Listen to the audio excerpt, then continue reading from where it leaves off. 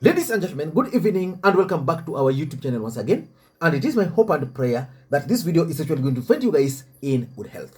Personally, I am fine. As you can see, Kisumu is also fantastic.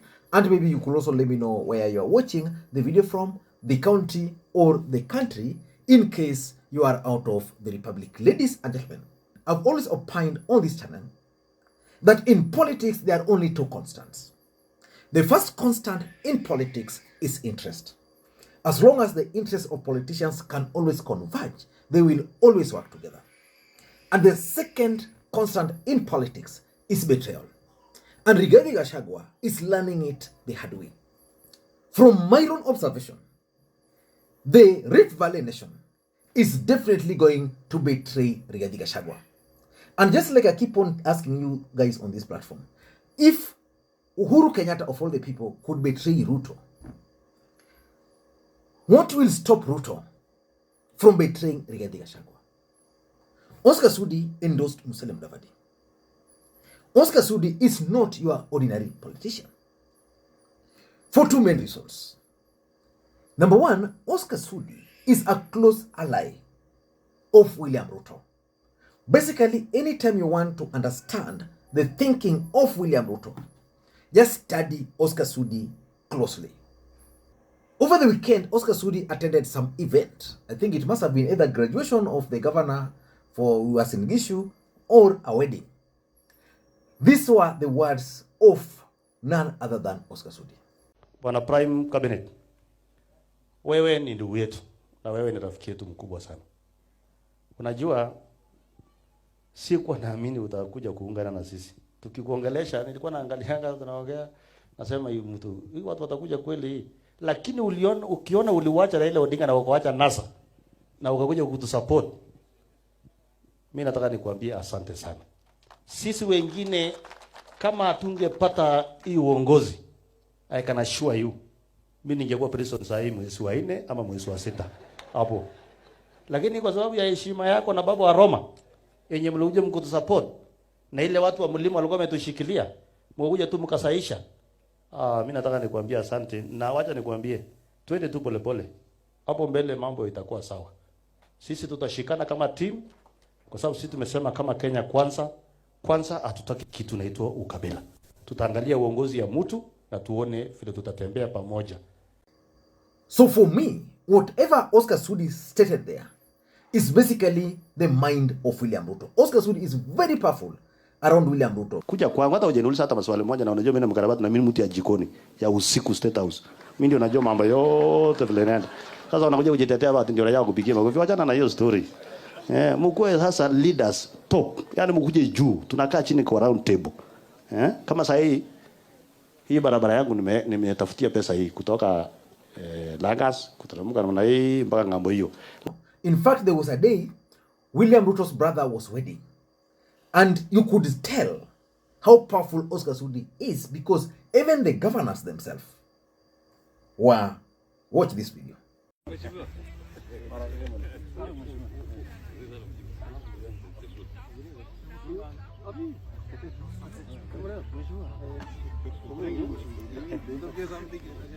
And you could even tell that Oscar Sudi was actually dictating who was talking to Ruto.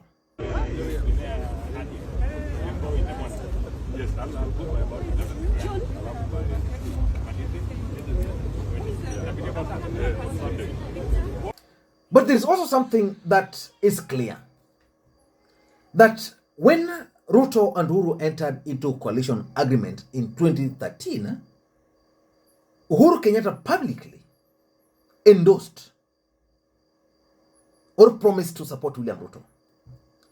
And that's what gave birth to Yangu Kumi, Yako Kumi. But when Rigathi Gachagua and William Ruto entered into coalition agreement, there was nothing like that. I never heard William Ruto at any given point promising to support Rigathi Gachagua's bid for the presidency. In fact, William Ruto is a genius. Rigathi Gachagua cannot claim that William Ruto actually promised to support him in 2032. But the truth is that William Ruto actually promised to support Mudavadi. Wacha nichukue nafasi hii kabla huyu kiongozi hajageti chini. Nimshukuru huyu muungwana Musalia Mudavadi. Wakati mambo ni magumu, akiambiwa ya kwamba hawezi kusimama na sisi, yeye alivunja minyororo ya wale watesi wetu, akavunja ngome ya wale ambao wameteka nyara taifa letu la Kenya, na akasema atafanya kazi na Mkenya yeyote bora wanakubaliana kisera.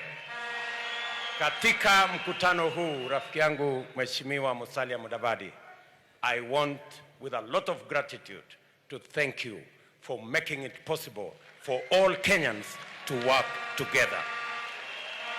It is your decision and that of my friend Moses Wetangula that has given rise to this new paradigm that Kenyans can work together. And I want to use this occasion, my brother, to tell you, we will pay you in equal measure one day. Hiyo heshima umetuonyesha na sisi tutakuonyesha heshima hiyo siku moja. Asante sana. Wacha nichukue pia nafasi. So in this video, I want us to do a critical analysis of the impact of Oscar Sudi's endorsement of Musalia Mudavadi to Rigathi Gachagua, especially his politics moving forward. But before we do that, for those who are watching this channel for the first time, please take a second or two, click that subscribe button so that next time we produce a video like this, YouTube will automatically notify you. And to the subscribers, I want to continue thanking you guys for your continued support. Because without that support, this channel cannot be where it is. Ladies and gentlemen, without any further ado, allow me to dive in. But before we dive in, allow me to also take this opportunity to thank the following people. You are seeing their names on the screen there for the Christmas gift which they sent to me yesterday and earlier today. I'm so grateful because it goes a long way in supporting the channel. You can also do the same using the numbers you are seeing on your screen. Actually, it's Boxing Day, so you can send those boxes. Ladies and gentlemen, let me ask you this question. If Ruto were to endorse Rigathi Gachagua today, do you think Rigathi Gachagua can become the president of the Republic of Kenya? For me, if Ruto were to endorse Rigathi Gachagua for the presidency in 2032, that's a sure bet. I'm saying this because Rigathi Gachagua has the numbers, the Gikuyu nation, and Ruto has command over the Kalenjin nation. So that alone would be enough. Although there will be resistance from Kenyans who would believe that Kenya is not about two tribes. But of course, even in the last election, that issue came up, but Kenyans still ended up electing a Kalenjin. But from what I can say and observing, William Ruto does not have any plan for Rigathi Gachagua as far as his 2027 politics is concerned. I'm saying this because if you look at even the way William Ruto is managing Mount Kenya politics, I think is preparing Ndindi Nyoro or even Kimani Ichung'wah compared to the way he's preparing Rigathi Gachagua. And the truth is, when William Ruto appointed Musalia Mudavadi to the position of the Prime Cabinet Secretary, he assigned him several roles, and most of those roles are ideally meant for someone like Rigathi Gachagua if, for example, their relationship were cordial. But I don't want to get into those for now. For me, I want to focus on Oscar Sudi's endorsement. Why is it significant? Number one, Mount Kenya politics. The truth of the matter is that by Oscar Sudi endorsing Musalia Mudavadi, it simply means that in the eyes of the people of the mountain, Ruto does not have Rigathi Gachagua as part of his scheme. And that's why the other day when Waititu was on, was it Kameme FM, he was very clear that Mount Kenya kingpin is still Uhuru Kenyatta because Rigathi Gachagua is there temporary. Those were the words of Waititu. So people like Ndindi Nyoro will now have a field day moving around. And the people of the mountain will say, okay, Rigathi Gachagua is not the guy. So 2032 might not be our turn.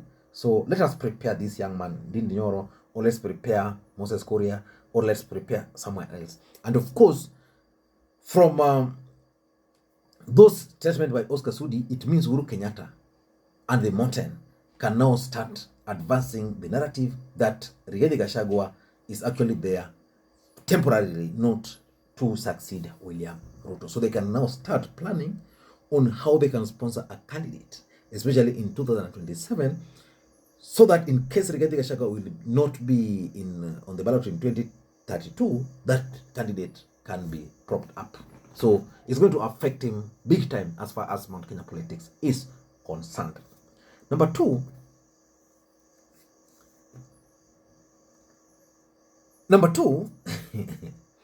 it's also sending, that statement by Oscar Sudi, sending wrong signals to Kenya Kwanza.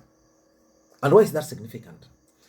If the signals are showing that Ruto is going to endorse Musalia Mudavadi, it means allegiance of most politicians are not going to be Musalia Mudavadi.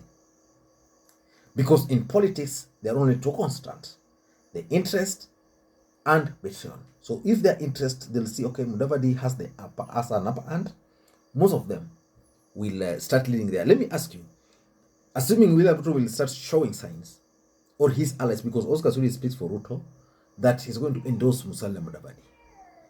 I mean, what would you think? If you are a politician, for example, from Nyanza, would you go for Rigathi or would you go for Mudavadi? If you are a politician, for example, let's say from the coastal region or even Ukambani, most of them will now start leaning towards Musalia Mudavadi because people are normally attracted to power. So it's a wrong signal for Rigathi Gachagua. Number three is what I always talk about here on many occasions: the perceptional value. The moment it will be clear that William Ruto's allies are endorsing Musalia Mudavadi and not Rigathi Gachagua, let me ask you, how many political events have you seen Rigathi Gachagua attending in Kalenjin Nation, accompanied by people like Oscar Sudi, those governors? How many? Very few of them. But Musalia Mudavadi is always there. The other day you saw him with Ruto, of course. I think was Rigathi there, but Musalia Mudavadi has always been invited to high-profile events in the Kalenjin Nation. So the perception of value that Ruto prefers Mudavadi is going to be instilled in the minds of many supporters of Kenya Kwanza. And lastly, it also reinforces the notion that Ruto prefers Musalia Mudavadi. And with that preference, it doesn't work in favor of Rigathi Gachagua, of course. It works in favor of Musalia Mudavadi. I don't know what you think. That's my take. But for me, if you ask me, that announcement by Oscar Sudi, as much as it was by the way, it's significant politically speaking, and it's definitely going to shape the politics within Kenya Kwanza. And I'm 100% sure that Rigathi Gachagua took note. Until next time, this is Makwiny. Bye-bye.